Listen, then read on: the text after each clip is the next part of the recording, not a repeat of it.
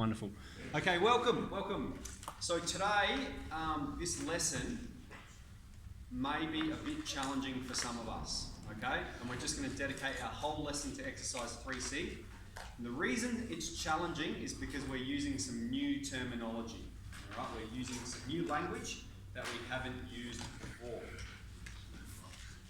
So, we're going to go through it quite slowly, like I've got 3 examples here that we'll do, and then we'll hand out a sheet. I'll get you to do the front page of it, and then we'll go through some more examples, and so they're going to progress in difficulty.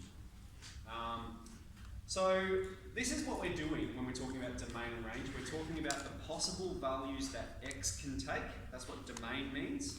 And range is the possible values that y can take. The only other thing we need to know is that if something's coloured in, it means including that point. And if it's a hollow circle, it means up to that point, but not including that point. So when we want to state the domain, we're talking about the possible values of x. All right, so the first question we asked is, what is the point on this line that is furthest to the left? What is the x value that's furthest to the left? All right, and so that's -3. Okay, that's the lower boundary of our domain. And so we're going to write -3, and it's coloured in. Okay, now our arrows are always pointing to the left. Okay, always point your arrows to the left. And because it's coloured in, it's less than or equal to. Alright, now domain is talking about x. Okay, x is our domain is possible values of x. And then we go, what's the value that's furthest to the right? The x coordinate that's furthest over here, we've got +4. And so we go another arrow pointing to the left. And again, this point is coloured in, so that's why I've got less than or equal to 4. So what this statement means is x occurs, the line exists between -3 and +4. Okay, from -3 all the way up to +4, the line exists. That is our domain. Hey, no. Okay, range, we're just doing the same thing but for y. So the question is, what is the lowest value along this line? What's the point that's closest to the bottom? Our lowest value of y is -2. Again, it's coloured in, so we're including that point. And our highest value of y, +5.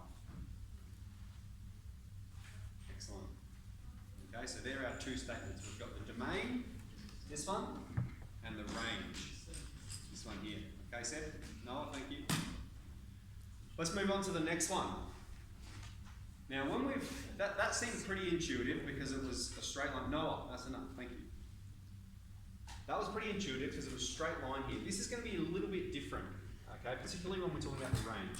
So first let's go for the domain, okay, the point furthest to the left on this line, -2, and it's not coloured in, so that means we're just doing an arrow. We're not putting the line underneath it, it's just -2.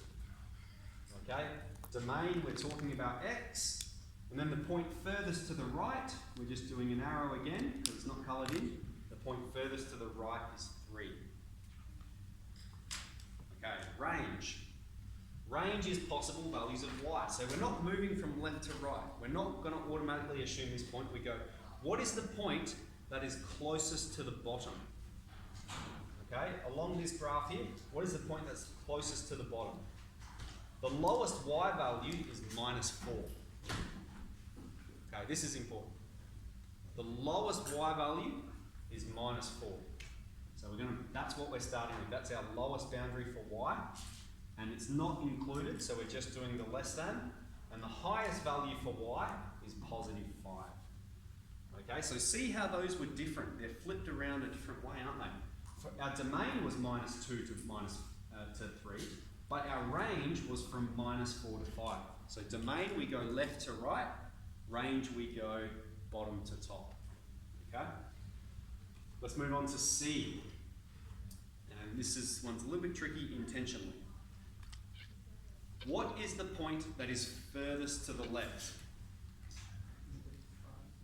-5, okay? If we're looking here, this is our point that is furthest along to the left, -5. So that's our first point. And then, we're not going to jump straight to this point because the question is, what is the point along this line that is furthest to the right.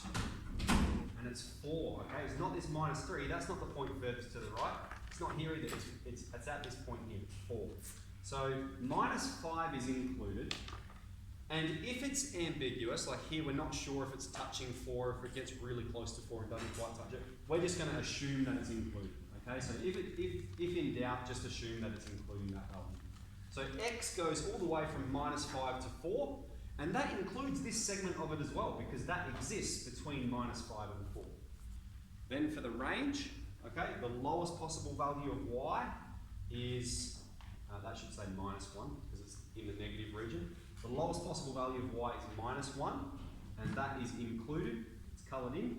And the highest possible value of y along the whole curve is 2, so that one's included as well. So this worksheet that I'm going to hand out to you just begins like that, okay? And so I just want you to start getting the habit of making these statements. So there's a section for domain, there's a section for range, and there's a section to say whether it's a function or not. So just quickly to recall from Monday. A function is when, put simply, we perform the vertical line test, and if it only crosses once, then it's a function. Okay, see here, the text that only crosses the function once, so it's a function. Same here, all right, but here, it's going to cross it twice. So that means it's not a function, but it is a relation between the two variables. So they're the 3 points that we can make. Excellent. So you can, if you want, you can finish writing this down, but I'm going to hand the sheet out, and we'll spend, I think, 10 minutes at the most on this. Okay? Let's get into it. Well, you died, Aiden. So did I? Yeah, I feel like I haven't seen you for a millennium. There, are we? I should pause.